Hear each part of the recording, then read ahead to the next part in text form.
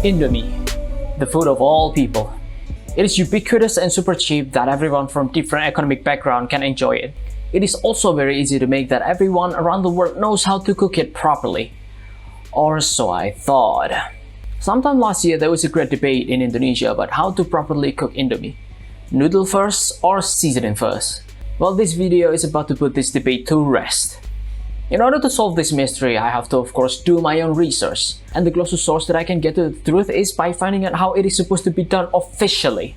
My initial plan was to contact the creator of the Indomie seasoning, Madam Nunuk Nuraini.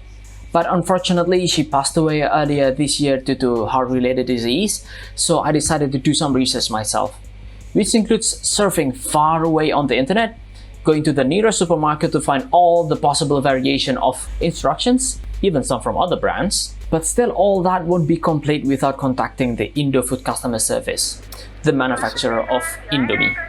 And yes, I actually contacted them.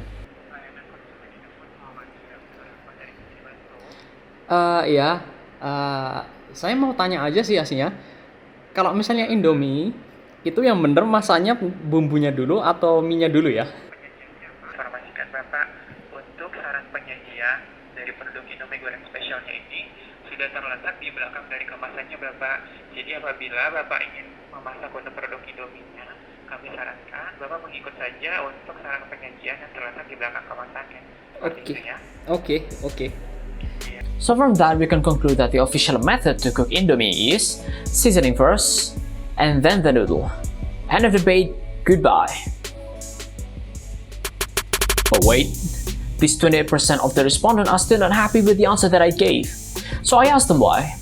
Some say that they can taste the spice better when the seasoning is put on top of the noodle. And some say that the chef can adjust the amount of seasoning if they don't want it to be too spicy or too salty. But let me tell you this. Indomie is the epitome of instant noodle. It is an example of Indonesian engineering. There is no way you can mess up cooking Indomie.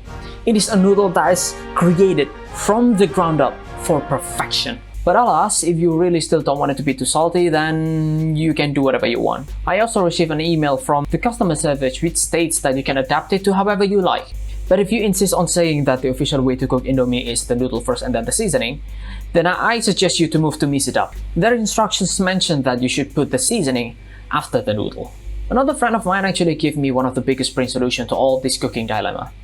And that is first by pouring the wet seasoning and then the noodle, stirring them, and then add the powder, and lastly the final stir. Why all this, you may ask?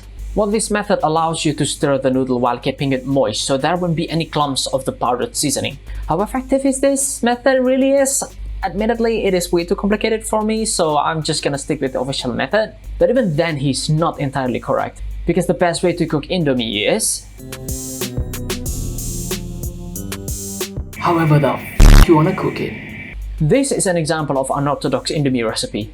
It is quite common in Indonesia, but it is not the weirdest one out there. You can eat it straight without cooking the noodle by crushing it and then mixing the crumbs with the seasoning and then shaking it and then eating it immediately from the packaging. Or you can turn it into a Japanese noodle bowl, or Indomie loaded fries, Indomie sushi, Indomie donut, Indomie scented candles. Wait, what the f? Look, the point is, it doesn't matter how you cook it, as long as you enjoy it, everyone is happy with their own Indomie.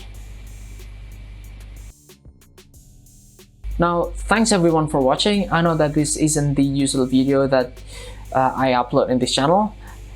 It might come out a bit weird or cringy, but to be honest, I don't want this channel to be only specifically made for 3D and technology. I also want to talk about other topics, and I expect to have a wider audience. I'll still be talking about 3D and technology though, so get subscribed if you're into that, and I'll see you in the next video.